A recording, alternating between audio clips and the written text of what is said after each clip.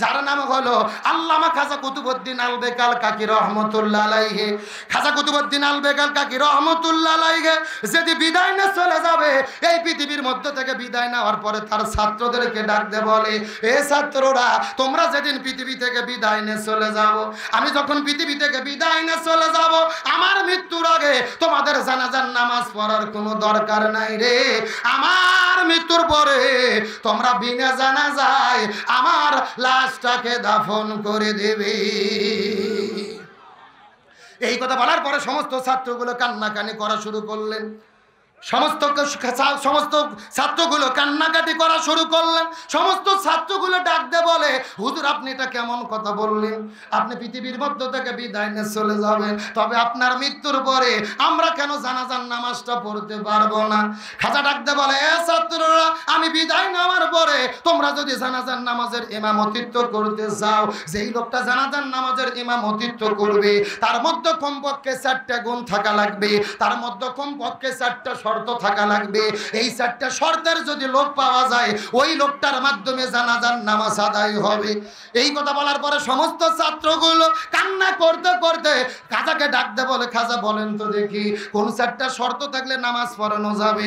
এই কথা বলার পরে খাজা ডাকতে বলে, ছাত্ররা, 4টা শর্তের ভেতরে 1 নম্বর শর্ত হলো, 1 নম্বর শর্ত হলো আমার মৃত্যুর পরে যেই লোকটা জানাজার নামাজের ইমামতিত্ব করবে রে, এই লোকটা এমন একজন লোক হবে যেই লোকটা 40 বছর ধরে একাধারে তাকবীরে উলার সঙ্গে ফরজ নামাজ আদায় করেছে।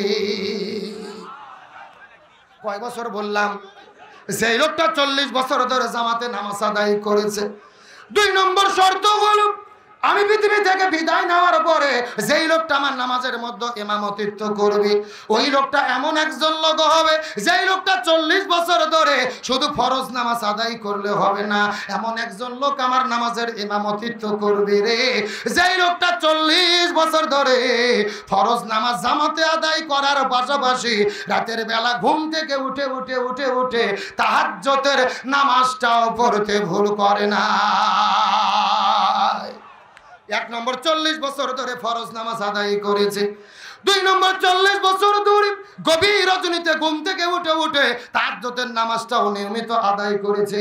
আর 3 নম্বর গুণ হলো এই যুবকটা জীবনে যুবক হওয়ার পরে জীবনে কোনোদিনই কোনো মহিলার দিকে ইচ্ছা করে তাকায় নাই। আর 4 নম্বর গুণ হলো, আমি আপনাদের জিজ্ঞাসা করি, বলেন তো দেখি আসরের ফরজ নামাজ কয় রাকাত? আরো জোরে বলেন। এই 4 রাকাত ফরজের আগে সুন্নাত আছে কয় রাকাত? খাজা ডাকতে বলে, আমার মৃত্যুর পরে যেই লোকটা নামাজ আদায় করাবে, ওই লোকটা এমন একজন লোক হবে রে, যেই লোকটা আসরের আগে 40 বছর ধরে ওই 4 রাকাত সুন্নাতটাও পড়তে ভুল করে না। এই 4টা গুণের যদি লোক খুঁজে পাওয়া যায়, ওই লোকটা নামাজের ইমামতিত্ব করবে। আর যদি 4টা গুণের লোক খুঁজে না পাওয়া যায়, জানাজা হবে না, বিনা জানাজায় তোমরা লাশটাকে দাফন করে দেবে। এখন আমি আপনাদেরকে জিজ্ঞাসা করি, বলেন তো ওসিয়ত করেছেন, শর্ত দিয়েছেন কয়টা? আরো জোরে। সাউন্ড নাই কে রে? এটা কি 1 লাখ লোকের সাউন্ড? আপনারা কি মনে করতেছেন আমির হামজা আসবে না তাই ভাবতেছেন? সময় মতো আসবে, সময় মতো আসবে, কিন্তু এইরকম ঢিল মার্কা সাউন্ড দিয়ে আমির হামজার ওয়াজ চলবে না। কথা কর না কে? এই যে আমি বসে আছি একেবারে মাঝখান দিয়ে সোজা, ডান দিকে 1 ভাগ, বাম দিকে আর 1 ভাগ। আপনারা মুখ বন্ধ করেন, আপনারা বলেন তো দেখি খাজার জানাজার জন্য শর্ত আছে কয়টা? আরো জোরে। আপনারা মুখ বন্ধ করেন, আপনারা বলেন তো দেখি খাজার জানাজার জন্য শর্ত আছে কয়টা? ওরে বাবা, কে রে ভাগ করে দিয়ে না সাউন্ড বাড়তিছে? তার মানে আপনি আলসামি করতেছেন না? আমার বন্ধুগণ, মুসলমান ভাইরা গভীর মনোযোগ। ডানে যারা আছেন কথা বলবেন, বামে যারা আছেন কথা বলবেন, মঞ্চে যারা আছেন তারাও কথা বলবেন। সবাই মিলে চিৎকার করে একসঙ্গে বলেন তো দেখি খাজার জানাজার জন্য শর্ত আছে কয়টা? আরো জোরে। জোর হলো না, জোরসে বলো। যাকে এতক্ষণে বোঝা গেল অডিয়েন্স ঠিক আছে।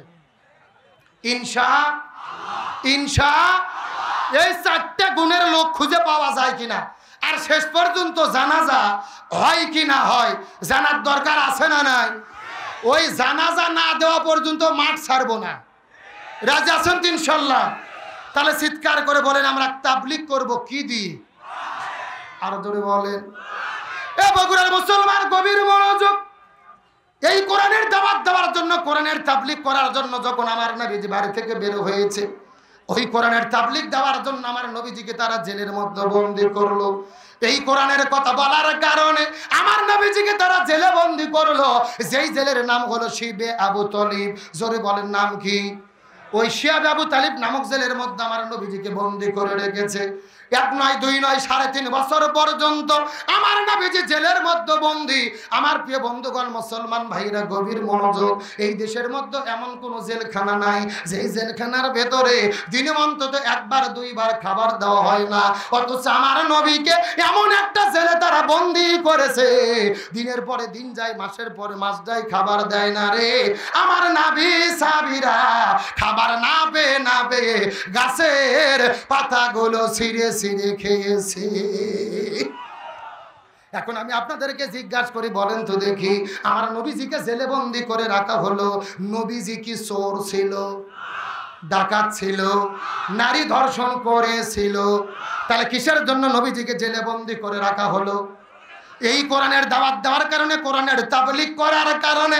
এখান থেকে বোঝা গেল বগুড়ার মুসলমান, আপনিও যদি কোরআনের কথা বলেন, কোরআনের দাওয়াত দিতে জানা, কোরআন পড়েন, কোরআন বোঝেন, ওই কোরআন বোঝার আন্দোলন করেন, ওই নবীর তরিকায়, মাঝে মধ্যে আপনাদেরকেও জেলে যাওয়া লাগতে পারে। কথাগুলো সুন্দর করে বোঝার চেষ্টা করবেন। আমার নবীজি তারপরে কোনার দাওয়াত দেওয়া ছাড়ে নাই, ওই নবীজি দাওয়াত দিতে দিতে চলে গেছেন তায়েফের ময়দানে। নবীজি কোরআনের কথা বলার কারণে নবীজিকে তারা পাথর মারা শুরু করলো। আমার নবীজি পাথরের আঘাত খাইতে খাইতে মাটির মধ্যে পড়ে গেছে। নবীর শরীরের মধ্যে থেকে 1 ফোঁটা রক্ত বের হয়েছে। আল্লাহর কুদরতি মনের মধ্যে বড় কষ্ট লেগে গেছে। আল্লাহ তাআলা ডাকতে বলে, জিবরাইল আর সিদরাতুল মুনতাহাতে তোমাকে থাকা যাবে না। নবীর শরীরের মধ্যে থেকে 1টা ফোঁটা রক্ত বের হয়েছে রে, ওই রক্তটা জমিনে পড়তে দেওয়া যাবে না। তার কারণ হলো নবীর শরীরের রক্ত যদি জমিনের মধ্যে পড়ে, ওই জমিনের ভেতরে সাথে সাথে ভূমিকম্প শুরু হবে। লিল্লাহ তাকবীর। এ বগুড়ার মুসলমান, কথাগুলো সুন্দর করে বোঝার চেষ্টা করবেন। এখন আমি আপনাদেরকে জিজ্ঞাসা করি, বলেন তো দেখি, এই কোরআনের জন্য আমার নবীজি কোরআনের দাওয়াত দিয়ে জেলে বন্দী হয়েছে, আমরাও যদি কোরআনের পথে চলি জেলের মধ্যে যাওয়া লাগতে পারে। এই কোরআনের জন্য জেলে যেতে রাজি আছেন না নাই? কোরআনের জন্য আত্মত্যাগ করতে রাজি আছেন না নাই? আমরা কোরআনের পক্ষে থাকব, কোরআন পড়ব, কোরআন বুঝবো, কোরআনের আন্দোলন করব, এই জমিনে কোরআন প্রতিষ্ঠার কাজ করব রে। প্রয়োজনে জেলে বন্দী হব, জীবন দেব, তারপরও কোরআন ছাড়ব না। কারা কারা রাজি আছেন মর্দের মতো 2টি হাত আল্লাহকে তুলে দেখা?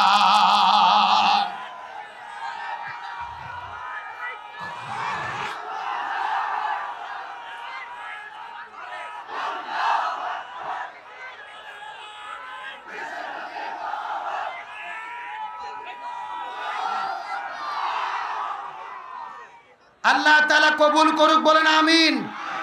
আরো জোরে বলেন আমিন।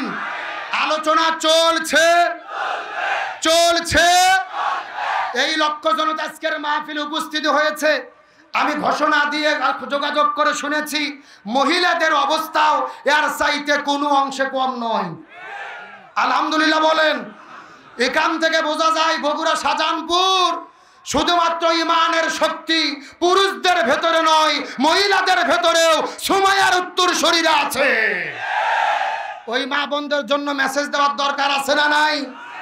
আজকে বাংলাদেশের মা বোনদেরকে আজকে বগুড়া থেকে বলতে চাই, ইহুদি খ্রিস্টানদের মহিলাদের 6টা গুণ আছে। এই 6টা গুণ যদি কোনো মুসলমান মহিলার মধ্যে থাকে, ওই মহিলা যাবে জাহান্নামের ভেতরে। এমনকি রাসূল হাদিস বলেন, এই 6 প্রকার মহিলাদেরকে বিয়ে করা যাবে। যারা আজকে যুবকেরা এসেছে তাদের জন্য স্পেশাল আলোচনা। জোরে বলেন, কয় প্রকার মহিলাকে বিয়ে করা যাবে না? আরো জোরে বলেন।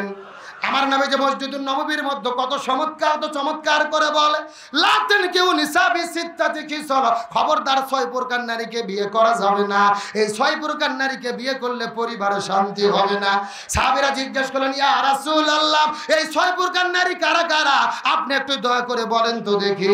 রাসূল বললেন, 1 নম্বর হলো আন্নানা, 2 নম্বর মান্নানা, 3 নম্বর হান্নানা, 4 নম্বর হাদ্দক, 5 নম্বর বাররক, আর 6 নম্বর হলো সাত্তক। চিৎকার করে বলেন, গেল কত প্রকার? সাহাবীরা জিজ্ঞেস করে বলে, ইয়া রাসূলুল্লাহ, এই 6 প্রকার তো নাম বললেন, এর ব্যাখ্যাগুলো জানতে চাই। এর পরিচয় যুবকদের জানার দরকার আছে না নাই? এ যুবকেরা দরকার আছে না নাই? হবে না? অন্তর দিয়ে আবেগ দিয়ে কথাটা বোঝার চেষ্টা করতে হবে। এই লোকের চিন্তাটা অনুভূতিটা কি ছিল? আমরা মাঝে মধ্যে নামাজ পড়ি, মাঝে মধ্যে পড়ি না। আমরা মাঝে মধ্যে তাহাজ্জুদ পড়ি, মাঝে মধ্যে পড়ি না। অথচ আমাদের অহংকারে মানুষ কাজ দেও যেতে পারে না। আরো জোরে বলেন, কথাটা সুন্দর করে বোঝার চেষ্টা করবেন। এই লোকটা কথা বলার পরে যখন আস্তে করে নামাজের জন্য দাঁড়াইলো, লক্ষ লক্ষ মানুষেরা তার জন্য নামাজে দাঁড়াইছে, কিন্তু লক্ষ লক্ষ মানুষেরা কান্না করা শুরু করলো। তার ছাত্ররা কান্না করতেছে, শিক্ষক বিদায় নিয়ে চলে গেল, আমরা নামাজের ইমামতিত্ব করতে পারলাম না। সন্তানগুলো কান্না করে, বাবা বিদায় নিয়ে চলে গেল, আমরা ইমামতিত্ব করতে পারলাম না।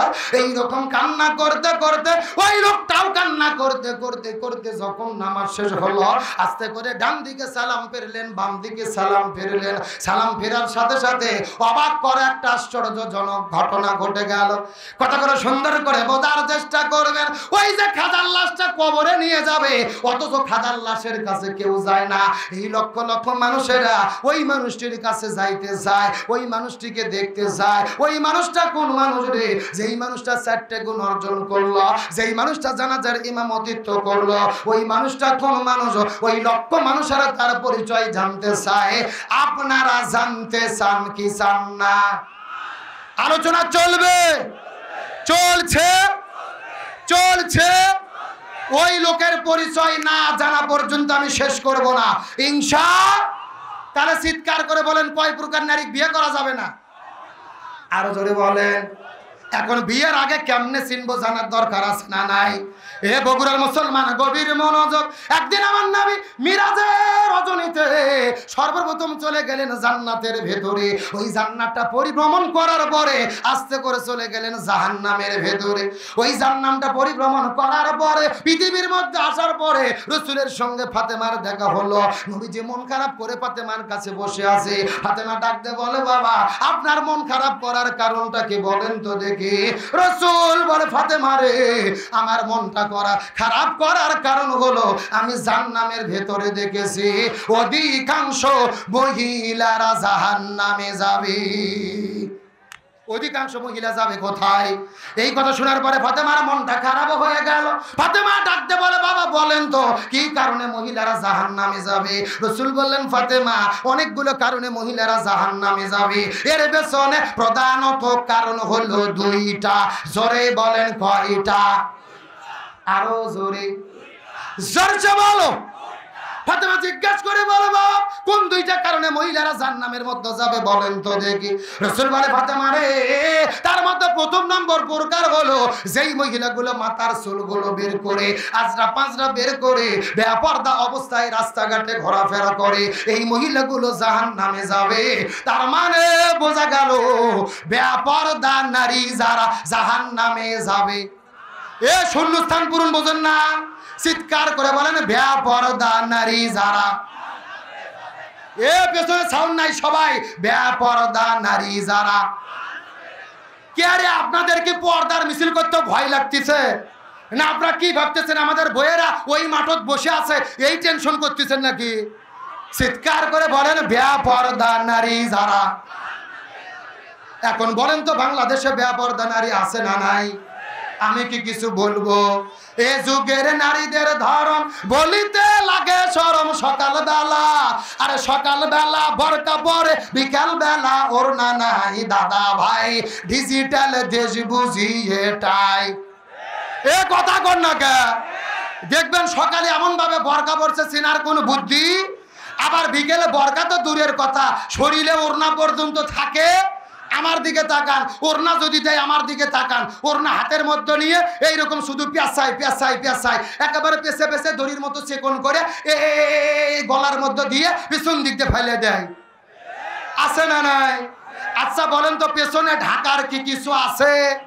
এগুলো পর্দা না বাটপারি? আরে নারী হলো ঘরের সবার স্বামীর সেবা করে, এখন উল্টো দেখি নারীরা সব স্বামীকে ধরে মারে। এ ঠিক? কারা কারা বইয়ের হাতে মার খাচ্ছেন হাত উঠান তো দেখি। এ উঠান উঠান, ওই যে তিনজন। ও তাও বিয়ে খাওয়ার আগে মার খাওয়া শুরু করছে। আমার ভাইরা শোনেন, হাসার জন্য না, অধিকাংশ স্বামী দিনে কিংবা রাতে বইয়ের কাছে মার খেয়ে বসে আছে, লজ্জাতে বলে না। কিন্তু আমাদের দেশে যেরকম স্বামীকে মারা বউ আছে, একই রকম ভাবে বউকে মারা স্বামী আছে না নাই? এমনও স্বামী আছে বউ গরুর মতো পিঠে। জোরে বলেন কিসের মতো? হাতত একটা লাঠিনে ভোগ মারা শুরু করছে, বলতিছে তুই আব্বা না বলা পর্যন্ত তোর মায়ের বন্ধ হবে না। বউ মার সহ্য করতে না পারে বলছে আব্বা।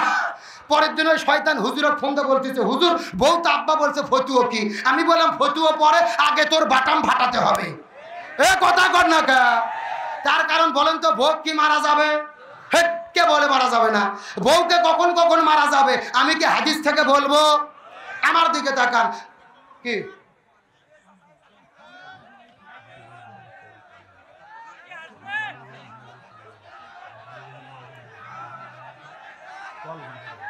আমার দিকে লক্ষ্য করেন, আলোচনা চলছে চলছে চলছে। এখন বউ যদি শরীয়ত বিরোধী কাজ করে, ইসলাম বিরোধী কাজ করে, জিনা ব্যভিচার করে, স্বামীর আনুগত্যের বাহিরে কাজ করে, তখন বউকে মারা যাবে। এখন মারবেন কোথায় কোথায়? আমার দিকে তাকান। মাথা বাপ, মুখ বাপ, পেট বাপ, পিঠ বাপ, কোমর বাপ, মাজা বাপ, হাঁটুর থেকে শুরু করে নিচ পর্যন্ত। কথা কি বুঝেছেন? আর যেই ব্যাট দিয়ে মারবেন এই ব্যাটের পরিমাপ হবে 1 বিঘের অর্ধেক, মানে হলো 1 মুষ্টি। এই কথা আমি যেই বলছি তখন একটা ছেলে বলতেছে হুজুর 1 মুষ্টি ধরবো কি আর মারবো কি? তখন আর একজন বলতেছে হুজুর ধরার পরে কোনো মতো যদি মাথা বের হয়ে থাকে ওই মাথা দিয়ে ভূত দেবো হুজুর। এইরকম বাটপার আছে না নাই? ও তাও ভোগ মারবে। এখন বলেন তো ভোগ মারলে কি বউ ঠিক হবে না? রাসূল বলেছেন মহিলাদের সৃষ্টি করা হয়েছে বাম পাজরের বাঁকা হাড় দিয়ে। জোরে বলেন কি হাড়? এখন বাঁকা হাড় দিয়ে যদি আপনি হাতুর দিয়ে মেরে সোজা করতে চান সোজা হবে? ভেঙে মচকে যাবে। মোবাইল দেন, ভেঙে মচকে যাবে। এই জন্য বউদেরকে মারে নয়, বউদেরকে ভালোবাসা দিয়ে সোনা ময়না কলজে টিয়া পাখি বলে আপন করতে হবে। মেয়ে মানুষ যা খুশি হয়েছে ভাই, যেই রকম হুজুরি তো দরকার। কথা কোন ঠিক কিনা? তাহলে চিৎকার করে বলেন বেপরদা নারী যারা, আরো জোরে বলেন বেপরদা নারী যারা। কথাগুলো সুন্দর করে বোঝার চেষ্টা করবেন। এই কথাটা বলার পরে রাসূল ডাকতে পারে ফাতেমারে, 2 প্রকার মহিলারা জাহান্নামে যাবে, 2 প্রকার মহিলারা জাহান্নামে যাবে।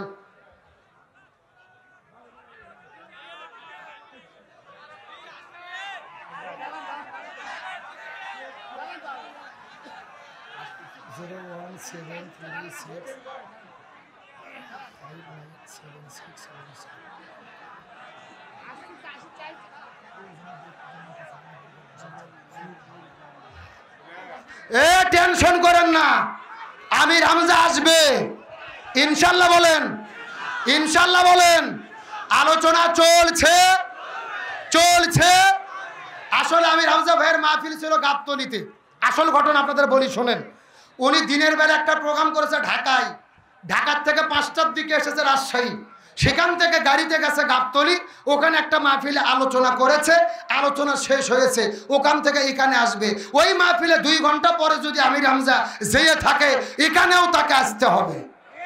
কতক্ষণ ঠিক কিনা? ওতে বক্তার কোনো টেনশন করেন না, আলোচনা চলছে চলছে। খেলা খেলা হবে, দাঁড়িয়ে থাকলে খেলা হয়? কে রে দাঁড়িয়ে আছে কারা? ভেতরে বসান দেখি। যে যেখানে আছেন ঘাট ধরে বসান, যে যেখানে আছেন বসান। আলোচনা চলছে। তাহলে চিৎকার করে বলেন তো কয় প্রকার নারীরা জাহান্নামে যাবে? দুই প্রকার। জোরে বলেন কত প্রকার? তার মধ্যে বেপরদা নারী যারা জাহান্নামে যাবে তারা। ফাতেমা ডাকতে বলে, বাবা 2 নম্বর কারা জাহান্নামে যাবে আপনি একটু দয়া করে বলেন তো দেখি। এমন সময় রাসূল ডাকতে বলে, ফাতেমা রে 2 নম্বর হলো ওই সমস্ত মহিলাগুলো, যেই মহিলাগুলো স্বামীর খেদমত করে না, স্বামীর আনুগত্য করে না, স্বামীর কথা মতো চলে না, এই মহিলাগুলো জাহান্নামের মধ্যে যাবে। তার মানে বোঝা গেল স্বামীর অবাধ্য স্ত্রী যারা জাহান্নামে যাবে। এ কথা বুঝতেছেন না? চিৎকার করে বলেন বেপরদা নারী যারা। এই হুজুরকে হাত ধরে বসন্ত দেখি। এই বসো, বিশৃঙ্খলা করা জায়গা বানো না। এ মাঝখানে যে এটা কে রে? ওই ছোট ভদ্র কে ওটা? এই যে হা করেছে আছে সাদা পাঞ্জাবিকে, এই ছেলে, এই সাটালা বার হয়ে মনে আমাকে ভুল কি দিচ্ছে। এলাকার কি হয়েছে? কত লোক হয়েছে আগামীকাল ভিডিওতে দেখতে পারবেন, পত্রিকায় প্রচার হবে ইনশা। আরো জোরে বলেন ইনশা। আজ থেকে 4 বছর আগে আমির হামজা এই মাহফিলে এসেছিল। যেই মাঠের মধ্যে আমির হামজা ওয়াজ করেছে, ওই রকম দুইটা মাঠ আজকে মহিলাদের ভরা। এ কথা কর না কে? তার মানে বোঝা যাচ্ছে কি, আলেমদেরকে জেলে বন্দি করে কোরআনের জনস্রোত কমানো যায়? আলোচনা চলছে। তাহলে বলেন কয় প্রকার নারীকে বিয়ে করা যাবে না? 6 প্রকার। এখন 6 প্রকার বলেছি। এখন প্রশ্ন হলো, হুজুর আমি তো বিয়েই করিনি, এই 6টা গুণ ওই মহিলার মধ্যে আছে কিনা আমি জানবো কেমনে? জানার দরকার আছে না নাই? 1 নম্বর সূত্র, যুবকেরা লক্ষ্য করো, খেয়াল করো। প্রথম নম্বর পদ্ধতি হলো, আপনি যদি এইরকম ভালো মেয়েকে বিয়ে করতে চান, প্রেম করে বিয়ে করা যাবে না। কথা কয় না? অথচ আমাদের দেশের ডিজিটাল যুবক ছেলে যদি বলে, বাবা তোমার জন্য একটা ভালো মেয়ে দেখেছে, দিনদার, পরেশগার, নামাজ পড়ে, ছেলে বলতেছে, বাবা বাদ দেন তো, আমার পাত্রী দেখায় আছে। এ কথা কর না কে? এরকম ডিজিটাল যুবক আছে না নাই? এই যে 14ই ফেব্রুয়ারি চলে গেল, যেই গোলাপ ফুলের দাম 20 টাকা, ওই গোলাপ ফুলের দাম লাগছে 300 টাকা। এ কথা কর না কে? 14ই ফেব্রুয়ারি কি দিবস? 14ই ফেব্রুয়ারি বিশ্ব ভালোবাসা দিবস নয়, 14ই ফেব্রুয়ারি হলো বিশ্ব বেহায়া দিবস। আরো জোরে বলেন কথা ঠিক কিনা? 14ই ফেব্রুয়ারি হলো কাতি মাসে কুত্ত দিবস। জোরে বলেন কি দিবস? কে রে কুত্ত চেনেন না? কুত্তা, কুকুর। আমার দিকে তাকান। বাংলাদেশের মুসলমানদের ভালোবাসা সারা বছর চলবে, প্রতিদিন চলবে। নির্দিষ্ট দিনে ভালোবাসা জায়েজ। নির্দিষ্ট দিনে যেই জন্তুগুলো ভালোবাসে এদের নাম হলো কুকুর। জোরে বলেন এদের নাম কি? আমার দিকে লক্ষ্য করেন, এই কুকুরগুলো কিন্তু সব সময় ভালোবাসে না। এই কুকুরগুলো ভালোবাসা করে দেখবেন যখন কার্তিক মাস আসে। জোরে বলেন কি মাস? আরো জোরে বলেন কি মাস? রাস্তাঘাট, ওতে ঘাটে, পাড়ায়, মহল্লায় যেখানে দেখবেন শুধু জোড়া আছে না নাই? গত 4 বছর আগে কুমিল্লা থেকে দাওয়াতের কিছু তাবলিগের মেহনতের ভাইরা আমাদের এলাকার মধ্যে এসেছে, কিন্তু রাস্তাতে হেঁটে যাচ্ছে, লক্ষ্য করে দেখতেছে 2টা কুকুর এমন ভাবে জোড়া লাগে আছে। হুজুররা শুধু দেখার পরে বলতেছে সে। আমি আস্তে করে কুকুরের কাছে যাওয়ার পরে বললাম, কে রে কুকুর, তোদের কি লজ্জা শরম নাই? প্রেম ভালোবাসা করবি, আরা জঙ্গল আছে, ওতে ঘাটে আছে, সেখানে কর। সদর রাস্তায় কুকুরগুলো আমাকে বলতে চাচ্ছে, হুজুর শুধু আমাদেরটাই দেখতেছেন। এই কুকুরগুলো বলতেছে 14ই ফেব্রুয়ারিতে স্কুল, কলেজ, ভার্সিটিতে, ওতে ঘাটে, পার্কে লেখে যারা জোড়া লাগিয়ে থাকে, এই কুকুরগুলো বলতেছে আমরাও যা ওরাও তাই। এ কথা কর না কা? এই জন্য আমি বলেছি 14ই ফেব্রুয়ারি ভালোবাসা দিবস নয়, 14ই ফেব্রুয়ারি হলো কাতি মাসে কুত্ত দিবস। এই জন্য আমি যখন বলবো 14ই ফেব্রুয়ারি, আপনারা বলবেন কাতি মাসে কুত্ত দিবস। রাজি আছেন তো ইনশাল্লাহ? 14ই ফেব্রুয়ারি। যারা মুখ খুলতেছে না মনে করবেন এই ভালোবাসা দিবসের লোক, খালি দেখেন কারা মুখ খোলে না। 14ই ফেব্রুয়ারি কুত্ত দিবসের 2 গালে। 14ই ফেব্রুয়ারি দরুদ শরীফ পড়েন, আল্লাহুম্মা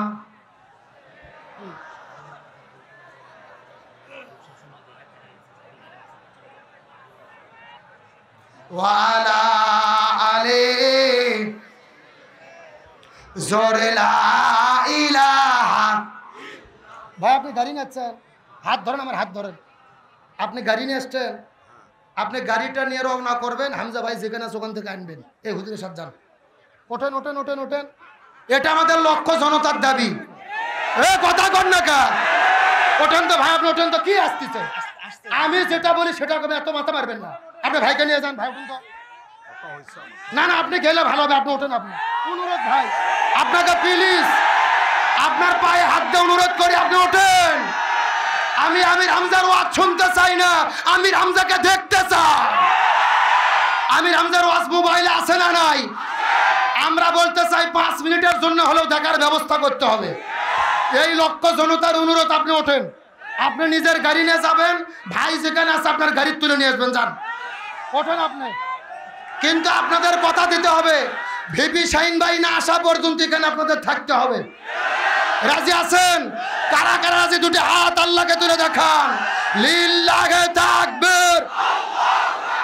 ভিপি সাজিদুর রহমান শাহিন ভাই, লিল্লাহে তাকবীর। আমরা বলতে চাই, শাহিন ভাই, বিশেষ করে এলাকার চেয়ারম্যান নুরুজ্জামান ভাই অনেক কষ্ট করেছে মাহফিল করার জন্য।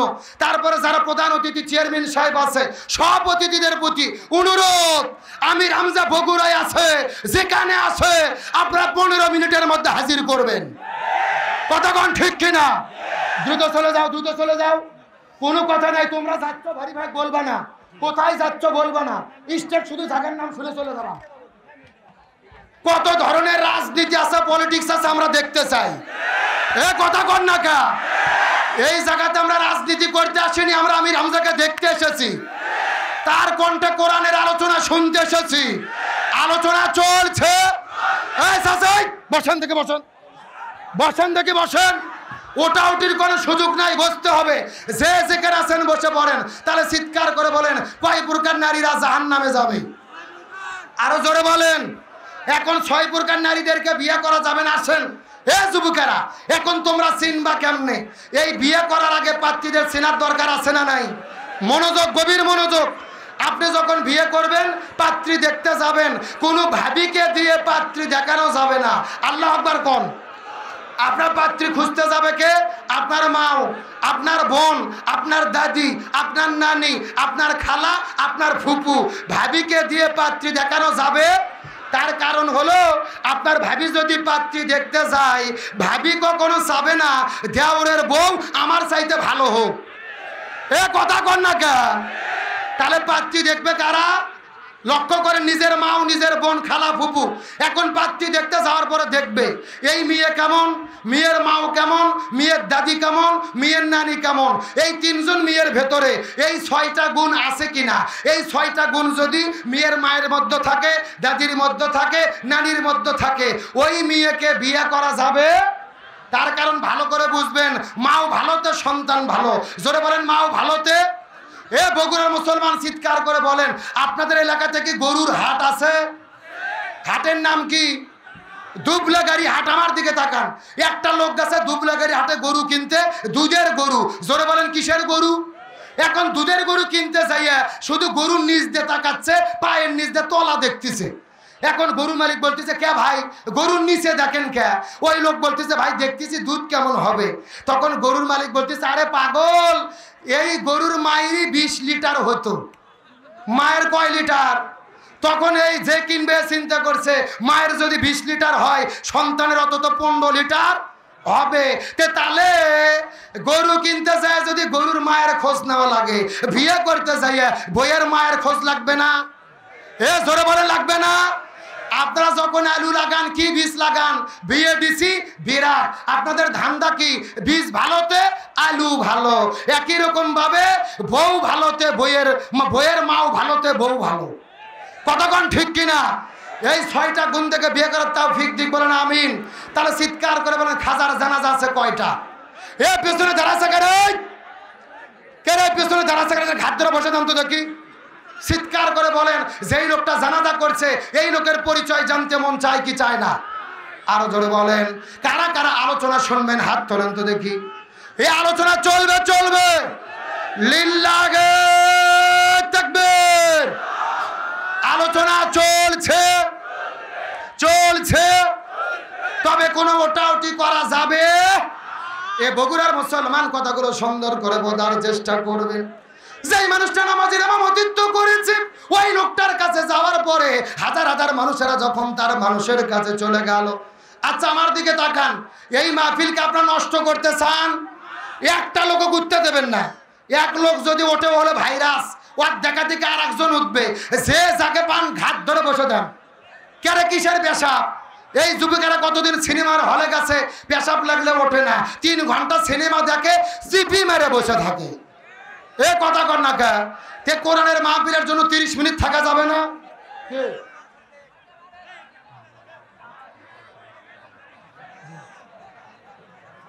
ওল্লা গল্প বাদে কুটি আছে তাই কর।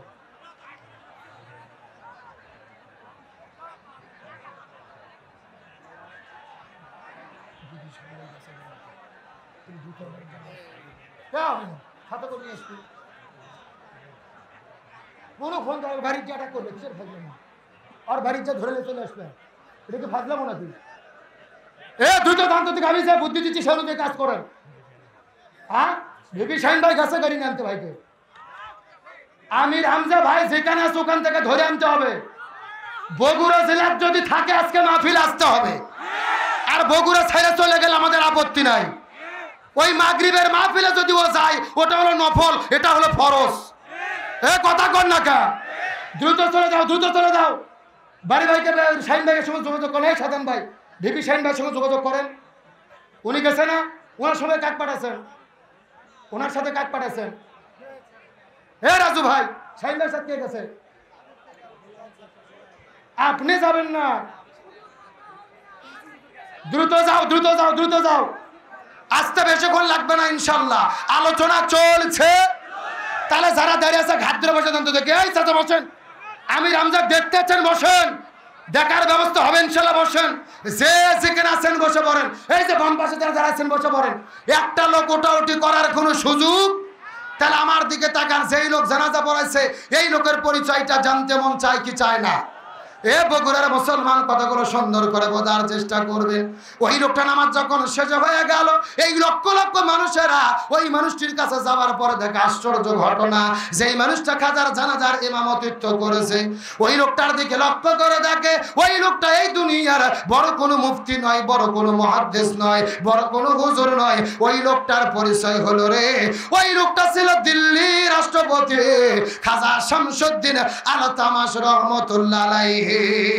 লিল্লাহ তাকবীর। আমার দিকে তাকান, দিল্লির রাষ্ট্রপতি আবার হলো জানাজার নামাজের ইমাম। তার মানে বোঝা যাচ্ছে যেই লোকটা রাষ্ট্রপতি হবে ওই লোককেই নামাজের ইমাম হতে হবে। এ আরো জোরে বলেন না কেন? আজকে আপনাদের এলাকার মধ্যে তার বাস্তব উদাহরণ হলো এই যে আমার বাম পাশে বসে আছে আমার মিতে আব্দুল সালাম চেয়ারম্যান সাহেবকে চেনেন কি চেনেন না? আরো জোরে বলেন চেনেন কি চেনেন না? উনি যেই রকম আপনাদের এলাকার চেয়ারম্যান ছিল একই রকম ভাবে আবার কেন্দ্রীয় মসজিদের তিনি ইমাম। এরই নাম হচ্ছে ইসলাম। আমার নবী মসজিদুন নববীর ইমাম, আবার আমার নবীজি মদিনার রাষ্ট্রপতি হযরত ওমর ফারুক অর্ধ পৃথিবীর রাষ্ট্রপতি, আবার মসজিদুন নববীর ইমাম। তার মানে বোঝা যাচ্ছে যেই লোকটা মসজিদের ইমাম হবে ওই লোকটাকে সমাজের ইমাম হতে হবে।